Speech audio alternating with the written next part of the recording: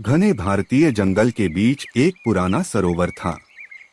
कभी वह पानी से भरा रहता था, लेकिन अब वहाँ पानी बहुत कम और कीचड़ अधिक रह गया था।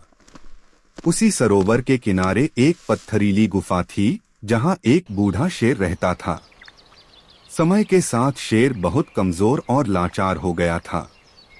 अब उसमें पहले जैसी ताकत नहीं रही थी कि वह जंगल में घूमकर शिकार कर सके। वह गुफा के अंदर चुपचाप बैठा रहता और बाहर जंगल की ओर देखता, जैसे किसी का इंतजार कर रहा हो। एक दिन सुबह सुबह एक हरा तोता उड़ता हुआ वहां आया। वह पास के पेड़ की डाल पर बैठ गया और नीचे देखने लगा। तभी उसकी नजर गुफा के अंदर बैठे उस कमजोर शेर पर पड़ी। तोते ने ध्यान से देखा। शेर भूखा और थका हुआ लग रहा था। उसकी आंखों में उदासी भी थी और उम्मीद भी। तोते को उस पर दया आ गई। तोता तुरंत जंगल की ओर उड़ गया। उसने रास्ते में हिरण, खरगोश और बंदर को आवाज दी।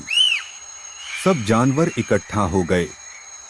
तोते ने उन्हें शेर की हालत के बारे में बताया। पहले तो जानवर थोड़े डर गए, लेकिन फिर उन्होंने सोचा कि किसी की मदद करना सबसे बड़ा धर्म होता है। सबने मिलकर तय किया कि वे उस शेर की सहायता करेंगे। थोड़ी ही देर में सभी जानवर सरोवर के पास पहुंच गए। वे सावधानी से गुफा के बाहर खड़े हो गए। शेर ने जब उन्हें देखा तो वह धीरे धीरे गुफा से बाहर आया।